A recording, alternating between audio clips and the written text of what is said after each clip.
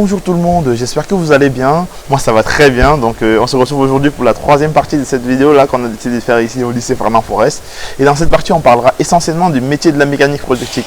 Donc si vous me suivez depuis pas mal de temps, vous savez que moi aussi je viens de ce métier. Donc aujourd'hui on est avec monsieur Stéphane Bayard, on est toujours avec lui d'ailleurs, et qui cette fois-ci va nous parler notamment de ce métier là qui est très mal connu, voire très peu connu par le grand public finalement. Donc il va nous dire un peu quelles sont les spécificités, qu'est-ce que c'est réellement, quel est son impact entre guillemets dans l'écosystème industriel.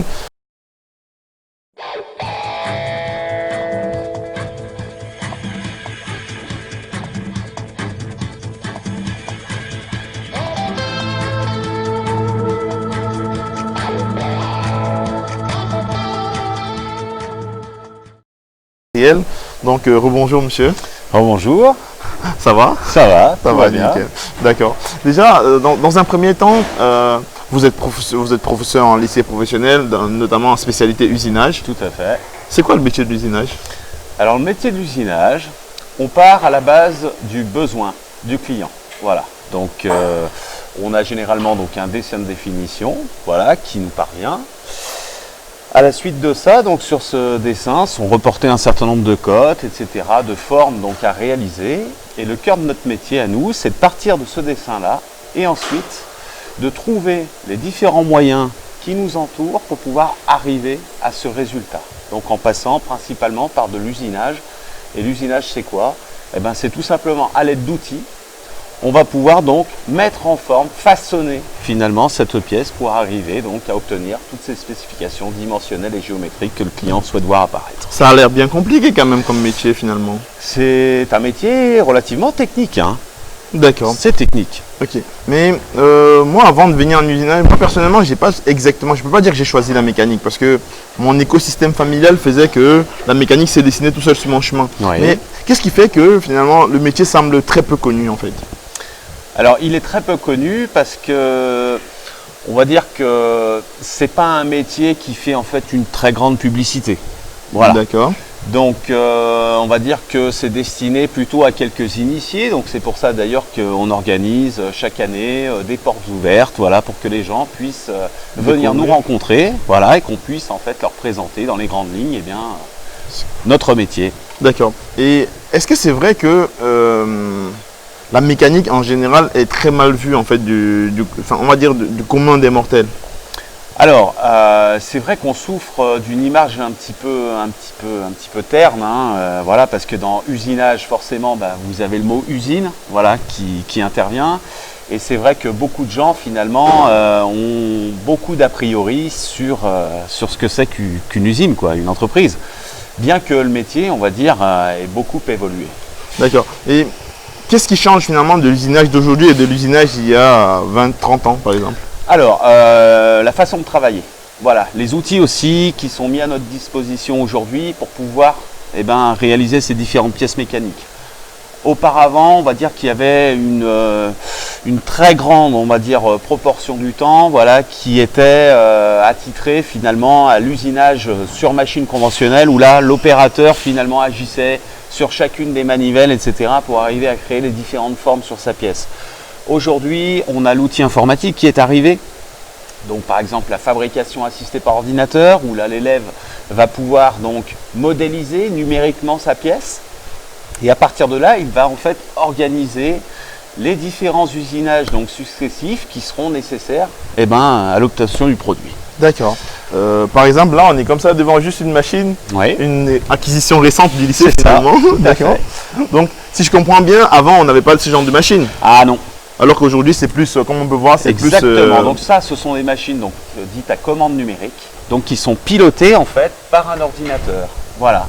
Et en introduisant un certain nombre de données, voilà, la machine va pouvoir réaliser les différents mouvements, etc. nécessaires à l'obtention de la pièce. D'accord. Est-ce que tout le monde peut faire de l'usinage? Je dirais que tout le monde, filles et garçons, c'est vraiment ouvert à tous.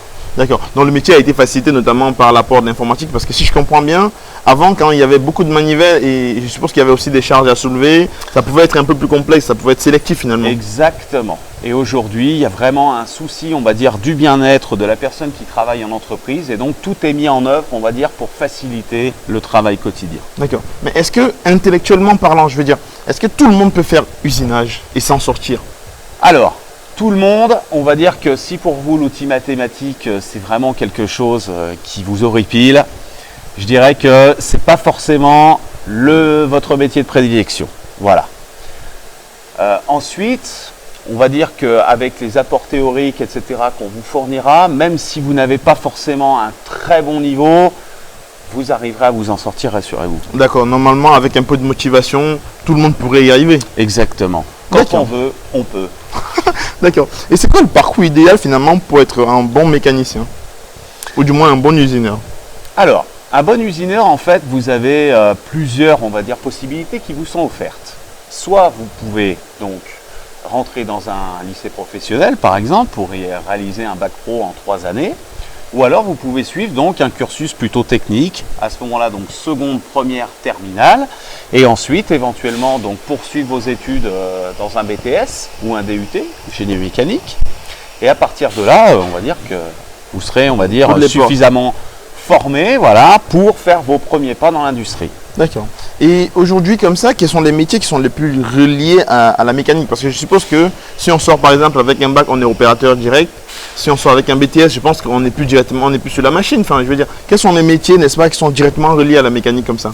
Alors, les différents métiers, donc vous pouvez tout à fait commencer, on va dire, par le métier d'opérateur. Et je dirais que c'est quand même un petit peu ce qui est conseillé, on va dire, par l'industrie, en disant que voilà, il faut quand même que vous fassiez vos premières armes au pied de la machine, voilà, pour refaire un petit peu donc toutes les différentes étapes voilà, de la fabrication d'une pièce, la suivre, etc. Donc ça inclut forcément de la mesure, etc., de la mise en position de pièces à l'intérieur de la machine, savoir la monter correctement, pour ensuite emmagasiner un maximum d'expérience, pour ensuite pouvoir corriger différents problèmes voilà, qui peuvent apparaître pendant l'usinage. Ensuite, vous pouvez éventuellement devenir régleur. Donc le régleur, lui, va se contenter, on va dire, comme son nom l'exige, de régler voilà, les différents outils, régler la machine pour que celle-ci réalise une pièce bonne. Et après, donc, vous avez différents, on va dire, métiers qui tournent autour de ça, etc., qui englobent un petit peu donc l'opérateur et le régleur. Il y a des chefs d'équipe, il y a des gens aussi qui peuvent travailler donc un petit peu plus haut, avec un peu plus d'expérience, donc notamment dans un bureau des méthodes, voilà, où là on prépare le travail en amont du régleur. Ou alors, éventuellement, un bureau d'études, par exemple, encore, où là, on peut arriver donc à générer un nouveau système, etc., gérer les différents ajustements qu'il peut y avoir entre les différentes pièces. Donc là, c'est encore on voit bien que le métier est vraiment très diversifié. Donc, le métier ne se résume pas uniquement à être au pied de la machine, mais il y a toute une chaîne derrière, il y a tout un écosystème métier finalement. Et on peut toujours réussir à trouver son compte, même si on n'aime pas la machine et qu'on aime la mécanique. Exactement. D'accord, parce que c'est une donnée à prendre en compte, notamment pour ceux qui ne connaissent pas du tout le métier. Voilà. Ça ne vous ferme aucune porte. On n'est pas contraint. Voilà. C'est vraiment, non, vous n'êtes pas contraint, vous pouvez tout à fait. D'accord. Est-ce qu'un usineur, ça gagne bien sa vie? Un usineur, ça gagne bien sa vie. Ouais. Un usineur, ça gagne bien sa vie. Quand on voit donc certaines personnes, etc., qui peuvent éventuellement avoir un bac plus 2, un bac plus 3, etc., voire même plus, et qui parfois sont contraints de trouver un premier emploi, et on va dire que le salaire, généralement, tourne aux environs du SMIC. Voilà. D'accord. Alors qu'en usinage, on va dire que les gens sont quand même payés, on va dire, au-dessus du SMIC. C'est vraiment un métier dans lequel, ouais, je pense qu'on vit bien. On vit bien, plutôt bien. D'accord. Et du coup, est-ce que c'est un métier qui recrute finalement? C'est un métier qui recrute beaucoup. Donc, et aujourd'hui, les entreprises ont de plus en plus de mal finalement à trouver des vocations. Voilà, des gens qui souhaitent réellement en faire leur métier. Mais qu'est-ce qui fait donc un métier qui recrute, qui est plutôt bien, qui est diversifié et qui forme des gens en parallèle? On n'a pas assez de personnes finalement. Qui est pénurie de l'autre côté? Eh bien, en gros, qu'est-ce qui fait qu'en fait, d'un côté on forme des gens, c'est un bon métier, mais en face on a des pénuries de recrutement? Eh bien, le manque de connaissances de ce métier. Je ne sais pas si vous en avez déjà entendu parler auparavant, mais c'est vrai que la plupart des gens qui nous arrivent découvrent vraiment notre univers. C'est vraiment pas quelque chose qui est commun, alors qu'il faut quand même savoir que la productique mécanique est partout autour de vous. Que ce soit dans votre voiture, etc., dans votre maison. Il y a toujours des petites pièces mécaniques qui nous entourent, auxquelles on ne fait même plus attention finalement. Et c'est notre métier. D'accord. Ça tombe bien qu'on en parle de ça, de cet côté un peu d'implémentation finalement dans la vie réelle. Je veux dire, aujourd'hui, quelle est la place ou du moins l'importance du métier d'usinage dans la société en général? Alors dans la société en général, il faut se dire que c'est une production de richesse. Voilà. Et si on veut que notre pays, entre guillemets, vive bien, voilà, il faut qu'on arrive donc à conserver cette industrie. À générer, d'accord. Oui, parce qu'effectivement, comme M. Bayard le disait déjà tantôt, on retrouve des pièces mécaniques sorties des machines comme celle-ci, dans des voitures, des bateaux, des avions, et je ne sais quoi. Même dans l'armement, il faut dire que... Tout à fait. Le médical aussi, vous n'y pensez pas? Exactement, le médical aussi. Et notamment, médical, armement, il y a beaucoup d'argent à se faire là-bas si on est minutieux, si on est bon technicien. En tout cas, il y a beaucoup d'argent à se faire là-bas. Ok. Mais on a aussi remarqué un truc, depuis l'arrivée de l'informatique, du numérique, le métier a énormément évolué. Est-ce que vous pensez que dans 10-15 ans, le métier existera toujours? Je pense que le métier existera toujours, bien sûr. Nous aurons toujours besoin finalement de l'homme pour piloter ces systèmes. D'accord, mais il y aura quand même pas mal d'évolution quand même. Parce que déjà, rien qu'avec l'arrivée de la commande numérique, on a vu que le métier d'usineur n'est plus exactement le même. Alors, on va dire que l'arrivée finalement de ces machines à commande numérique, etc., des robots aussi de chargement dans les entreprises, on a vraiment une évolution du métier. Aujourd'hui, le métier, on va dire, qui tendra à disparaître dans l'avenir, ce sera celui de simple opérateur. Donc la personne sans trop de qualification, voilà, qui est là pour installer les pièces dans la machine, etc., les mesurer au poste, ce métier-là, un jour ou l'autre, voilà, tendra à disparaître.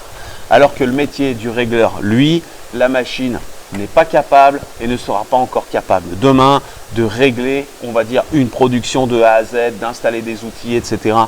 Pour cela, je pense qu'il faudra attendre encore quelques années avant que ça se produise. Hein. D'accord. Donc, comme vous pouvez le savoir, le métier de la mécanique a donc encore bien des années devant elle et ça recrute, il y a beaucoup de choses.